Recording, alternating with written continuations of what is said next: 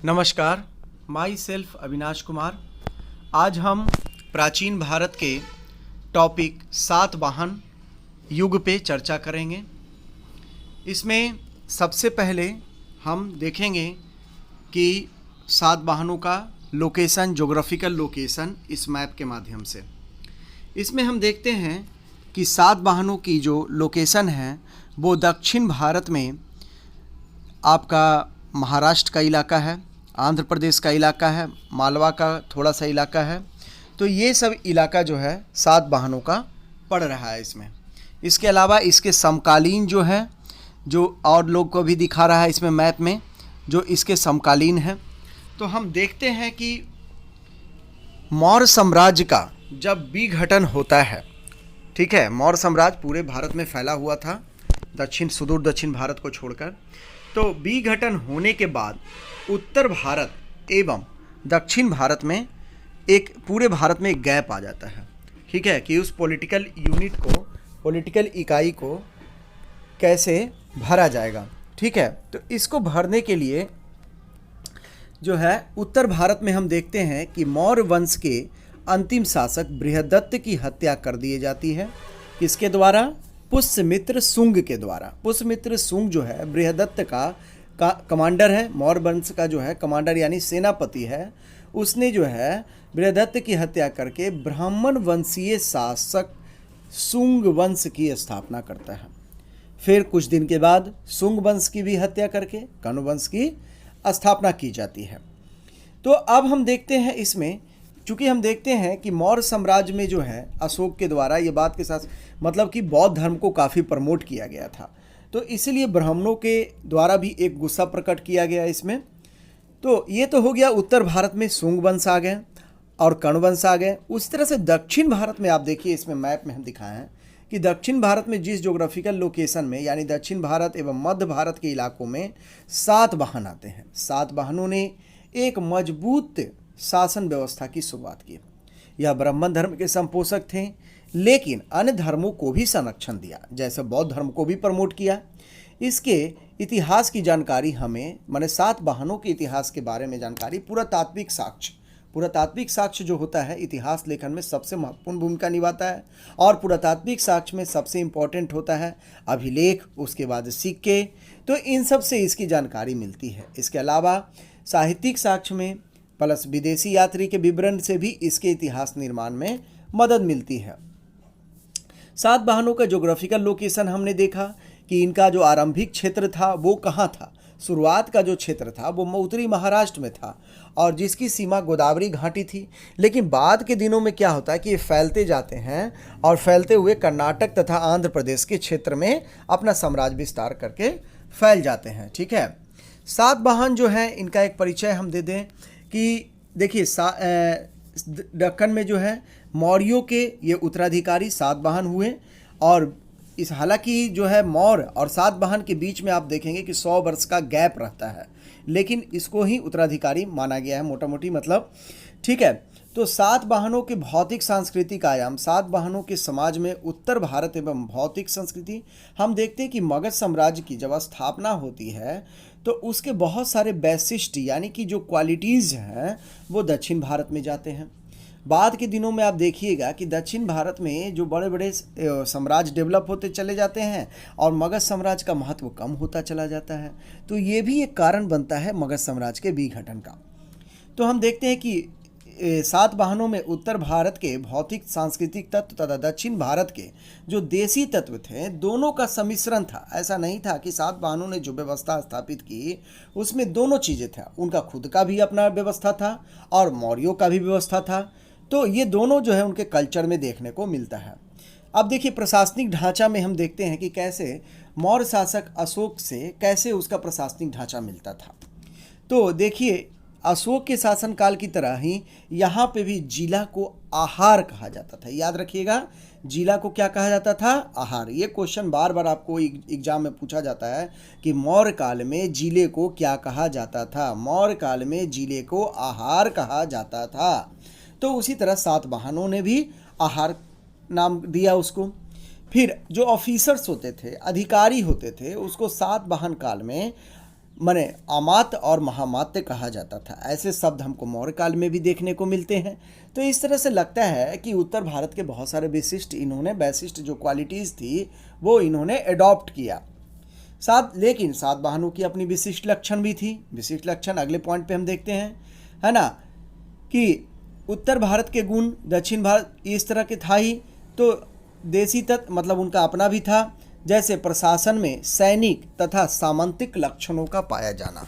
जो सामंतिक लक्षण थे, जैसे कि अगर आप देखते हैं कि मौर्य काल में कुछ भी सामंतिक नहीं था।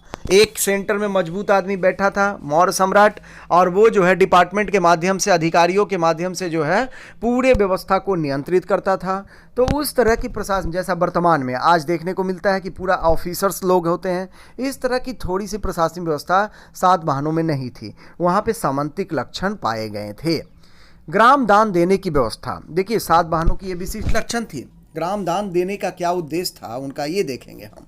देखिए सातवाहनों ने ब्राह्मणों को और बौद्ध भिक्षुओं को कर मुक्त, कर मतलब टैक्स फ्री, आपको हम गांव जो दे दिए हैं उस पे हम आपसे टैक्स नहीं लेंगे। देखिए राज्य की किसी भी, आप प्राचीन काल से लेकर वर्तमान तक किसी भी काल में जाइए, राज्य की आय का क्या प्रमुख स्रोत होता है? टैक्स।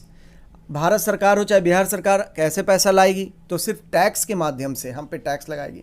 तो इन्होंने सातवाहनों ने क्या किया कि टैक्स फ्री ब्राह्मणों और बौद्ध भिक्षुओं को ग्राम दान देने की प्रथा आरंभ की। ये क्वेश्चन पूछता है कि दक्षिण भारत में ग्राम दान देने की प्रथा किसने आरंभ की? तो सातवाहनों ने। इस क्षेत्र में अब जब आपने मान ले ए नाम का गांव जो है आपने दे दिया दान में, तो आप सरकारी जो ऑफिसर्स होते थे सातवाहनों के, वो जाके उसमें इंटरफेयर नहीं कर सकते थे। दान में दी गई ऐसी ज़मीनों की संख्या इतनी ज़्यादा हो गई कि वो छोटे छोटे आइलैंड की तरह दिखने लगे। जैसे मान ले बीच में सेंटर है, उसके चारों तरफ छोटे छोटे गांव, जैसे रात में आप देखें कि छोटे छोटे दीप जल गए, छोटे छोटे गांव जो है, तो ये सब एक स्वतंत्र गांव थे, मतलब इस तरह से, और उसमें कोई भी इंटरफेयर नहीं था, आइलैंड की तरह दिखने लगे थे। इसका फ़ायदा क्या हुआ? सातवाहनों ने आखिर ऐसा क्यों किया? क्या जरूरत थी? देखिए वर्ण संकर को रोकना, सातवाहन के शासक ने कहा कि हमको जो है वर्ण संकर को रोकना है। वर्ण संकर मतलब जो ब्राह्मण, क्षत्रिय, वैश्य और शूद्र की जो व्यवस्था वैदिक काल से चली आ रही थी उसको मेंटेन करना है और वर्ण व्यवस्था को कायम रखना है। तो इस तरह से जो क्षेत्र में ब्राह्मणों को दिया गया, तो जो इलाका मान ले ए इलाका में या बी इलाका में वो शासन करेगा, तो उस इलाके में सबको समझाया बुझाएगा कि नहीं तुमको जो है, तुम इस जाति को, इस धर्म को हो तो तुमको इसका पालन करना चाहिए। इस तरह से नैतिकता। बौद्ध भिक्षुओं को भी जो दिया गया तो उससे भी नैतिक उत्थान का कार्य किया गया। अब हम देखते हैं कि सातवाहनों में मुख्य शासक कौन कौन हुए। तो मुख्य शासक के रूप में गौतमीपुत्र सातकर्णी 106 से 130 ईस्वी, उसके बाद वशिष्ठी पुत्र पुलुमावी 130 से 154 ईस्वी, फिर यज्ञश्री सातकर्णी 165 से 194 ईस्वी। तीनों शासक का डेट याद रखिएगा। देखिए गौतमीपुत्र शासक जो था वो बहुत ही पराक्रमी हुआ। शकों से अपनी पराजय का इसने बदला लिया। शक कहाँ पे है? ये गुजरात के मालवा के इलाके में शक लोग हैं। देखिए हम एक फार्मूला बताते हैं कि भारत में जो आक्रमणकारी आया उसका एक सीरीज पूछता है। तो पहले कौन आया? USP के कैपिटल लेटर में याद रखिएगा। यू से यूनानी, पी से पहलव, यू के बाद एस बोले हम, यूनानी, शक, पहलव और कुषाण। ये सीरीज याद रखिएगा। तो शक लोग जो है यूनानियों के बाद आए। तो ये शक जो है गुजरात के इलाके में शासन कर रहे थे। अब देखिए सातवाहनों की बाउंड्री उससे मिल गई, तो बाउंड्री मिलेगी तो लड़ाई तो होगा ही। तो गौतमीपुत्र सातकर्णी से इसका झगड़ा हुआ, ठीक है। तो ये दोनों जो है मालवा और काठियावाड़ शकों से, इसने गौतमीपुत्र ने शकों से मालवा और काठियावाड़ का इलाका ले लिया, ठीक है। गुजरात का जो साउथ वाला इलाका है काठियावाड़ का इलाका, ठीक है। वशिष्ठी पुत्र पुलुमावी सिक्के तथा अभिलेख आंध्र प्रदेश के क्षेत्र में पाए जाने से, हम बताए थे कि शुरू में तो महाराष्ट्र में रहते हैं, फिर आंध्र प्रदेश में फैले, तो सिक्के और अभिलेख वहाँ पाया जा रहा है भाई, आंध्र प्रदेश के इलाकों में। इसका मतलब है कि वशिष्ठी पुत्र पुलुमावी के सिक्के पाए जा रहे हैं और राजधानी पैठन प्रतिष्ठान थी, तो इस क्षेत्र में उनका शासन था, ठीक है। देखिए इस इलाके में आपको मैप में दिख रहा होगा कि आपको अमरावती प्रतिष्ठान का इलाका देखिए, यहाँ पे मैप पे ध्यान दीजिए, प्रतिष्ठान का इलाका दिख रहा है आपको। यज्ञश्री सातकर्णी, सको से उत्तर कोंकण, फिर सको से लड़ाई हुआ यज्ञश्री सातकर्णी का, सको से उत्तर कोंकण मालवा जीत लिया।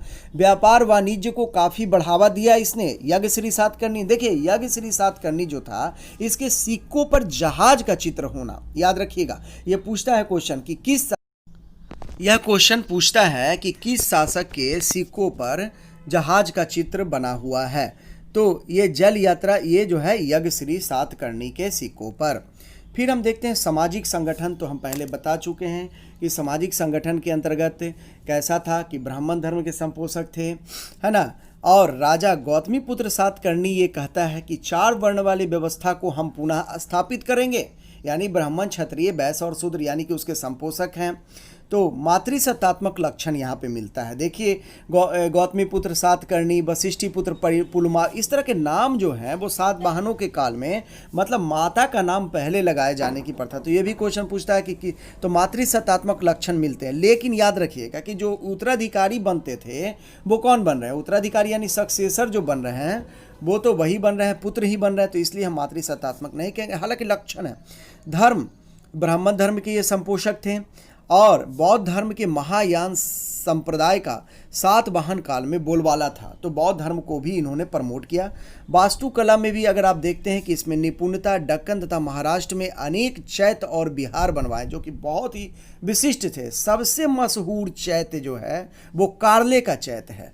कार्ले का चैत्य जो है वो सबसे मशहूर है। देखिए सबसे इंपॉर्टेंट चीज़ है सातवाहन काल में, वो है व्यापार वाणिज्य, सिक्कों का प्रचलन। तो सातवाहन शासकों ने सिक्कों का प्रचलन किया। ज़्यादातर सिक्के, ये पूछता है किस चीज़ के सिक्के चलाए, तो आपको पूरा याद करना है। सिक्के जो है पोटीन, तांबा और कांसे के सिक्के प्रचलन कराएं। शीशे के, पोटीन के, तांबे के और कांसे के। सातवाहनों ने सोने का प्रयोग सिक्कों के रूप में नहीं, याद रखिएगा, लेकिन बहुमूल्य धातु के रूप में जमा किया अपने पास। यही कारण है कि सातवाहनों के काल में सोने के सिक्के के साक्ष्य नहीं मिलते हैं। शिल्प एवं वाणिज्य, सातवाहनों के काल में शिल्प एवं वाणिज्य की उन्नति का काल था। फलस्वरूप अनेक वाणिक तथा शिल्पी आर्थिक रूप से तरक्की किए। इन समुदायों ने बौद्ध धर्म को काफ़ी दान दिया। जो व्यापारी वाणिज्य लोग थे ना, वो बौद्ध धर्म को दान दिया। बहुत बड़ी संख्या में रोमन सिक्के सातवाहन के क्षेत्र में पाया जाता है। व्यापार वाणिज्य की उन्नति की अवस्था में था। सातवाहनों के काल में व्यापार गतिविधियों में रोमन साम्राज्य से काफ़ी इनको फायदा हुआ। कृषि का स्वरूप जो है कैसा था, चावल की खेती की अनुकूल अवस्था थी। विदेशी यात्री के विवरण से पता चलता है कपास की खेती भी यहाँ पे होती थी। ठीक है, अनाज के अतिरिक्त उत्पादन होता था, यानी कि अनाजों के अधिशेष माने एक्स्ट्रा उत्पादन होगा। तो एक्स्ट्रा उत्पादन होगा तो आपकी तरक्की होगी। तो प्लिनी जो विदेशी यात्री है, हम बताए थे कि यात्रा विवरण भी सातवाहनों की जानकारी का स्रोत है। तो प्लिनी के ट्रेवल अकाउंट से पता चलता है कि सातवाहनों के पास विशाल संख्या में सैनिक थे और लगभग 1 लाख पैदल सैनिक थे। तो आप बताइए, जब 1 लाख पैदल सैनिक है और कई हजार घुड़सवार, तो उनके रख रखाव के लिए अनाज तो उतना उत्पादन होगा तभी तो सैनिक को खिलाएगा ना। तो यानी कि अनाज का जो है वो अधिशेष उत्पादन होता था। ईंट के कुओं से घनी आबादी होने के साक्ष्य मिलते हैं।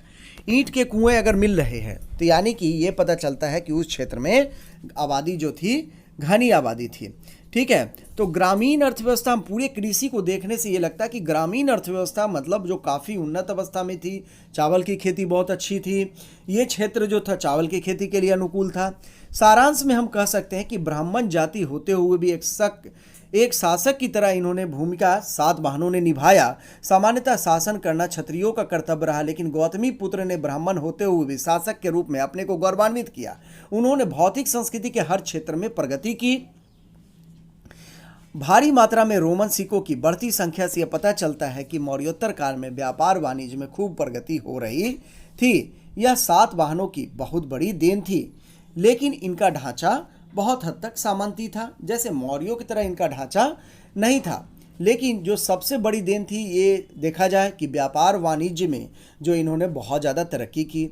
अगर व्यापार वाणिज्य में तरक्की होगी तो उसके कल्चर पर भी प्रभाव पड़ेगा, उसके संस्कृति का विस्तार होगा। तो इस तरह से डेवलपमेंट भी इस क्षेत्र में देखने को मिलता है। और शिल्पी लोग जो थे उन्होंने भी जो है जो कृषि में अधिशेष हुआ, तो कृषि में अधिशेष होने से क्या हो गया, कृषि में अधिशेष होने से जो शिल्प वाणिज्य व्यापार लोग जो नॉन प्रोडक्टिव एग्रीकल्चर वर्ग थे उनके लिए अनाज मिल गया, तो दूसरे काम में वो ध्यान देने लगे, तो उससे व्यापार वाणिज्य के लिए अनुकूल अवस्था प्राप्त हुई। Thank you.